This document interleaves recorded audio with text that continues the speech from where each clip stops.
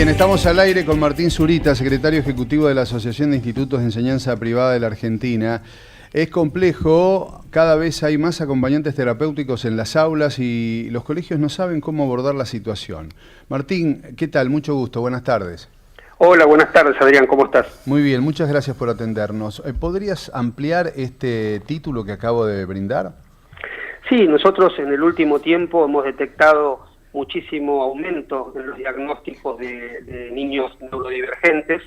Tenés un 12% de menores de 14 años que necesita algún tipo de apoyo, y ahí lo podés dividir en un 7% básicamente problemas con trastornos del lenguaje, un 11% déficit de atención, y también aumento cada vez mayor, 1 de cada 36 casos, de los trastornos del espectro autista, ¿no? TEA, que algo que en el último censo nacional no se ha preguntado sobre la discapacidad, pero que nosotros en el aula estas cifras las tenemos claras, y si pasamos en limpio un poco lo que te estoy comentando, tenemos un chico con neurodivergencia por aula en promedio, ¿no?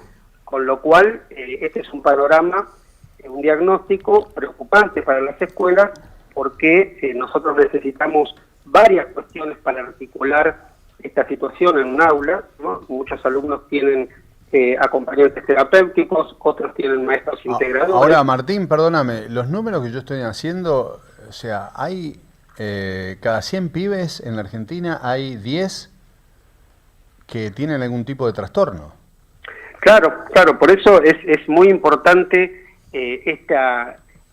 ¿Pero qué pasó? ¿A qué se debe esto primero, no? ¿Por qué crece tanto esto? Mira, yo creo que hay muchas cuestiones, ¿no? Los especialistas hablan, tal vez hay nuevos criterios que antes no se tenían en cuenta, ¿no? Antes tal vez un alumno decía que tenía mala conducta y no se le diagnosticaba alguna de estas neurodivergencias. No había un seguimiento con respecto a este tipo. Y después hay otros casos, como el tema del autismo, que también hay muchas explicaciones científicas que indican un aumento desmedido en la actualidad que antes no se veía, ¿no? O sea, hay muchas causales.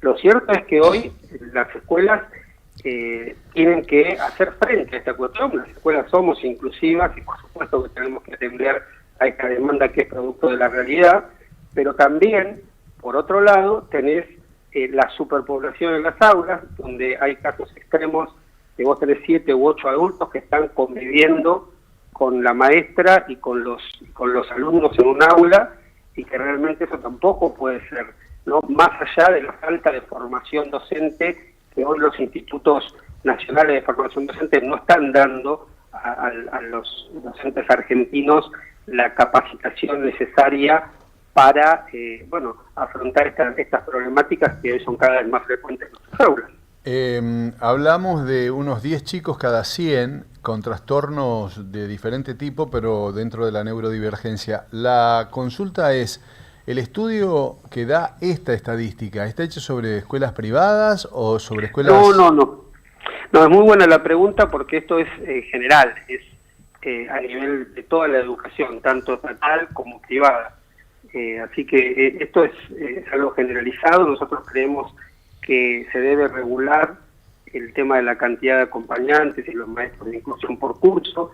También se debe agilizar el proceso de acceso a las aulas, porque los padres tienen un camino bastante engorroso para llegar a tener o un maestro integrador o un acompañante terapéutico. Esto es algo que también es una realidad. Y lo que te decía, las políticas educativas, ¿no?, para fomentar la formación docente específica en este tema. Pero vos, Martín, también hace mucho tiempo que estás trabajando en el área, con lo cual la consulta es, ¿esto se incrementó post-pandemia, todo esto? Sí, post-pandemia hubo un incremento. Por ejemplo, fíjate que aumentaron mucho los casos de trastornos específicos del lenguaje.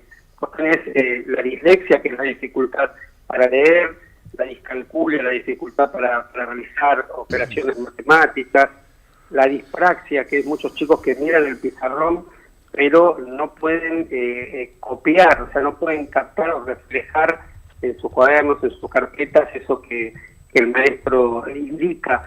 y esto después de la pandemia vimos que aumentó. Por eso los efectos de la cuarentena, que nosotros oportunamente hemos salido muchísimo a hablar de la importancia de la apertura de las escuelas. Se cumplen 5 años este año desde que comenzó la pandemia, y realmente esa cuarentena que impidió durante 1 año y medio que los alumnos no asistan a las escuelas, que las escuelas estén cerradas, ha generado daños que son realmente incalculables y que lo vemos en las aulas día a día. Sí, no, más el daño que se ocasionó en la gente, ¿no? En sus padres, en los mayores. Estamos en una sociedad que, según la Organización Mundial de la Salud, en pocos años, para el 2030, va a estar bajo epidemias de ataques de ansiedad, de ataques de pánico y situaciones de enfermedades mentales diversas, ¿no? No es menor el tema, digo, la pandemia sigue haciendo estragos. Sigue haciendo estragos, y yo creo que el impacto en la sociedad, como vos lo estás indicando, fue muy fuerte, y nosotros en la educación lo vemos nítidamente. A veces parece que se olvidan, ¿no?, de esto. Ya pasaron 5 años, pero bueno, las consecuencias quedaron muy marcadas, son profundas, y lamentablemente en esto del trastorno del lenguaje, etcétera, vemos que con la pandemia se incrementó muy profundamente. Martín, te consulta Jorge Alperín.